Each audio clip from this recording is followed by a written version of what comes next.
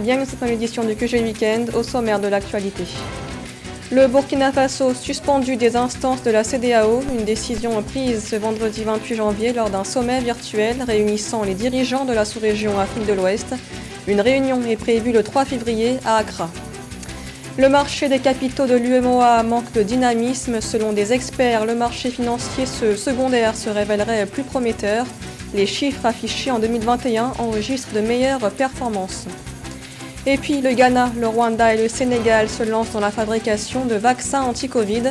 Les trois pays vont conjointement construire une usine de production en partenariat avec BioNTech. Mais d'abord, en Tunisie, la consultation populaire en ligne a débuté le 15 janvier dernier, une étude voulue par le président Kais Saied.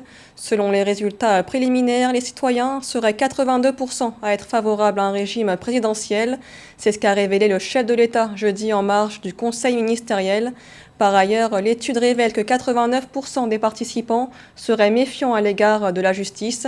Notons que la consultation nationale devrait se poursuivre jusqu'au 20 mars prochain, l'objectif étant de recueillir l'avis de la population sur plusieurs réformes politiques et socio-économiques.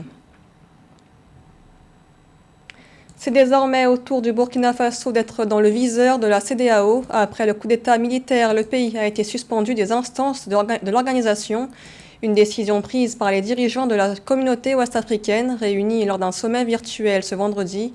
Aucune sanction n'a été prise pour l'instant. La CEDEAO réclame toutefois la libération de l'ancien président Roch-Marc Christian Kaboré ainsi que d'autres responsables arrêtés. Une réunion est prévue le 3 février à Accra, au Ghana, pour réévaluer la situation et décider de la mise en place d'éventuelles sanctions. On écoute le président de la CEDEAO, Nana Akufo-Addo. La résurgence des coups d'État dans notre région est en violation directe de nos tenants démocratiques. Elle représente une menace pour la paix, la sécurité et la stabilité en Afrique de l'Ouest. Cette situation entrave un développement économique et social indispensable de la région. Nous avons convoqué cette réunion pour nous pencher sur la situation urgente au Burkina Faso et trouver des solutions pour rétablir l'ordre constitutionnel au Burkina Faso et stabiliser la région dans son ensemble. Nous ne devons pas renoncer à nos devoirs et obligations collectives pour assurer une paix démocratique et une communauté juste, stable et prospère. Je vous exhorte à examiner de manière critique ce phénomène croissant dans nos régions afin que nous prenions les décisions nécessaires qui répondent aux aspirations et aux attentes de nos peuples. Le reste du monde attend de nous que nous soyons fermes à ce propos. Et dans l'actualité également, après 2 mois d'isolement, les frontières aériennes marocaines devraient rouvrir dès le 7 février prochain. L'annonce a été faite ce 27 janvier par le gouvernement. Les vols au départ et à destination du pays étaient fermés depuis le 29 novembre en raison de la propagation du variant Omicron. Une fermeture des frontières qui a sévèrement impacté l'industrie du tourisme, de l'hôtellerie et de la restauration, secteur vital pour l'économie du royaume. Malgré l'annonce d'un plan de soutien de 2 milliards de dirhams, les acteurs touristiques ont manifesté mercredi pour réclamer l'ouverture des frontières. La stratégie du marché des capitaux de l'UEMOA est basée sur une méthode peu dynamique d'investissement. Des experts appellent à une plus grande flexibilité des portefeuilles de partenaires.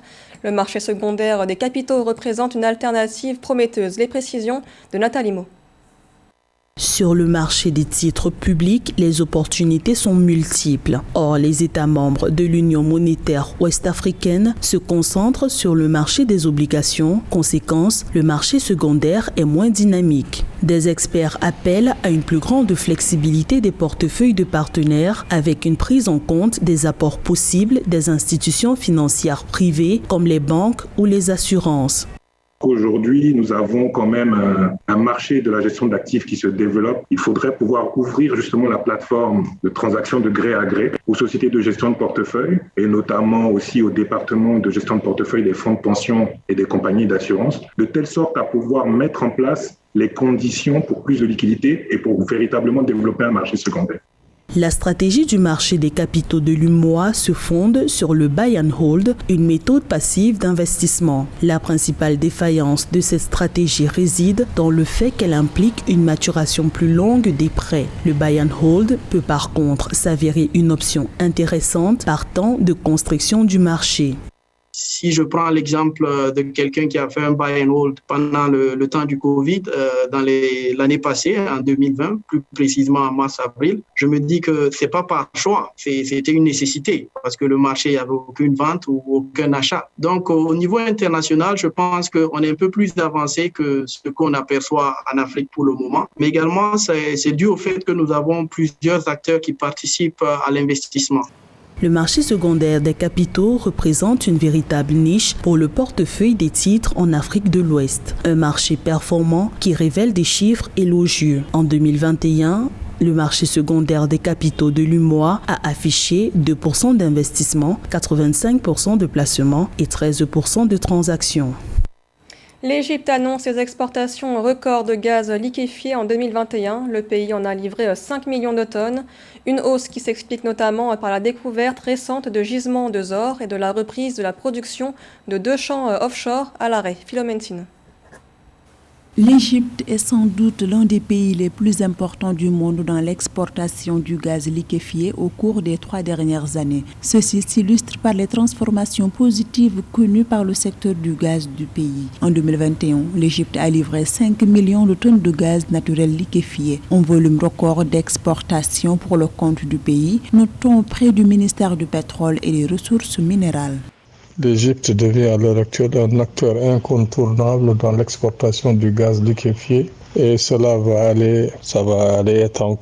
être plus important dans les années à venir, surtout avec les nouvelles découvertes dans le désert occidental égyptien. L'ambition de l'Égypte est de passer du statut de pays importateur à pays exportateur de gaz naturel. En 2021, le pays a produit 6,7 milliards de pieds cubes par jour. Il a par ailleurs atteint le pic de ses découvertes avec le gisement Zohr dans la Méditerranée, estimé à 850 milliards de mètres cubes. Nous encourageons l'Égypte justement à développer davantage ses industries gazières, ses industries pétrolières, ses industries de transformation et puis à miser aussi sur l'environnement, ne pas oublier l'environnement parce que l'Égypte a un désert très important et qui peut réellement entraver son développement. Donc il faudra que les ministères s'occupent aussi de l'environnement, davantage d'environnement pour que le développement futur de l'Égypte ne soit pas entravé. Avec les succès connus de l'Égypte dans le domaine de l'exportation de gaz naturel, le gouvernement envisage de mieux investir dans le domaine de l'énergie propre, de sorte à réduire ses émissions de gaz à effet de serre et son stockage en carbone. Et puis le Ghana, le Rwanda et le Sénégal se lancent dans la fabrication de vaccins anti-Covid. L'annonce a été faite par le président ghanéen Nana Akufo-Addo ce 25 janvier. Le projet sera mené conjointement par les 3 pays en partenariat avec l'entreprise allemande BioNTech. Les précisions avec Samantha Saboubanga. Dans l'optique d'augmenter leur capacité de production vaccinale, le Rwanda, le Ghana et le Sénégal vont créer conjointement une usine de fabrication de vaccins Covid-19. C'est ce qu'a annoncé mardi 25 janvier 2022 le président ghanéen Nana Akufo-Addo lors de l'ouverture de la 73e édition de l'école et de la conférence annuelle de l'Université du Ghana à Legon. D'après les 3 parties, pour ce projet panafricain, l'usine de remplissage sera dans un premier temps située au Ghana et visera à approvisionner suffisamment de vaccins pour complètement immuniser leur population ainsi que d'autres pays africains contre le Covid-19. La création d'une usine de fabrication de vaccins contre le Covid-19 en terre africaine ne serait que bénéfique pour les pays africains parce qu'elle va permettre dans un premier temps de booster la capacité des pays africains en vaccins contre le Covid-19 et donc de pallier à des éventuelles ruptures.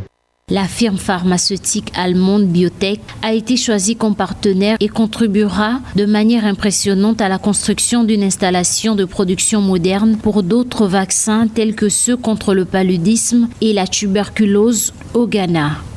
Dans un second temps, un tel projet va contribuer à améliorer les perceptions pour l'instant négatives des populations africaines vis-à-vis du vaccin contre le Covid-19. Ceci aura donc pour effet d'améliorer la couverture vaccinale des pays africains qui est pour l'instant inférieure à 10% et très très loin de l'objectif de 70% fixé par l'OMS.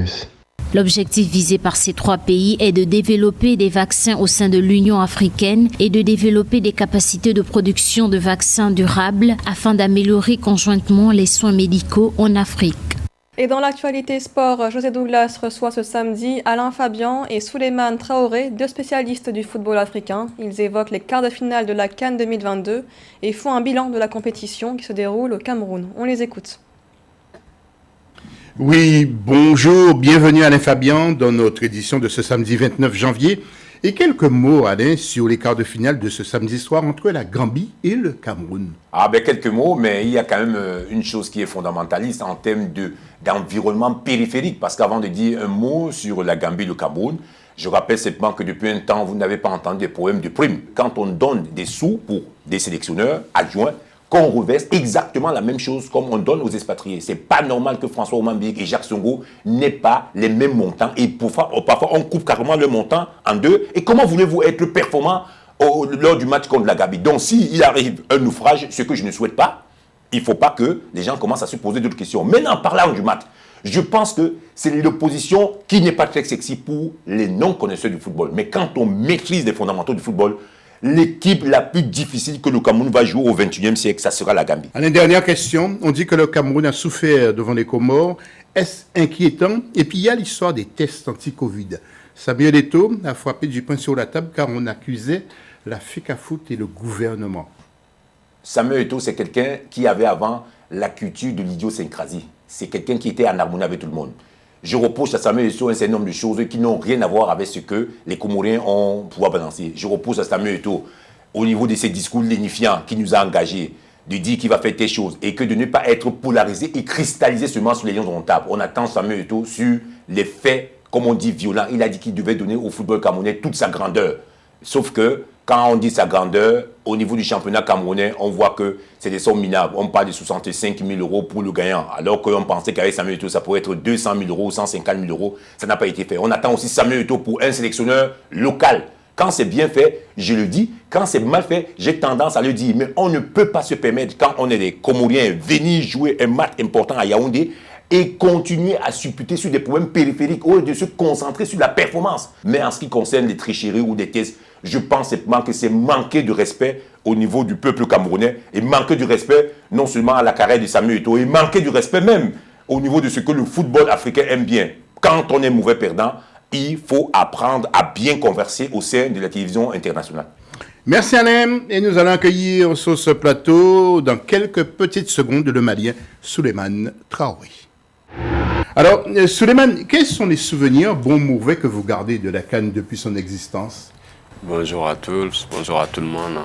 Oui, les souvenirs que je garde pour cette compétition, surtout la CAN au Mali, j'étais jeune, mais ça reste un grand souvenir pour moi. Et avec des grands joueurs qui sont venus à cette CAN-là, comme Georges Weah, c'était sa dernière CAN, et des grandes équipes aussi comme le Cameroun, le Nigeria, l'Algérie, et des joueurs comme Rigobert Song, que j'étais jeune, j'ai regardé à la télé. Alors globalement, quelles sont les équipes qui vous ont impressionné ou déçu à ce jour dans cette CAN? Les équipes qui m'ont impressionné, c'est la Gambie et la Sierra Leone aussi qui m'a impressionné pendant cette CAN. Les équipes qui m'ont déçu, c'est l'Algérie et aussi le Ghana, parce que c'est des grandes équipes aujourd'hui en Afrique. Et puis nous sommes dans les quarts de finale. Le Cameroun a parfaitement réussi, selon vous, sa CAN sur le plan organisationnel. Et quand une organisation justement au Mali? Oui, bien sûr, le Cameroun a bien réussi l'organisation de sa CAN. Et on a vu le match se joue et dans des très bons stades. Il y a beaucoup de public, le public répond présent. Et l'organisation au Mali, on a vu en 2002, on a bien réussi à organiser la CAN 2002. Pourquoi pas une deuxième CAN, mais ça, les autorités en décidera.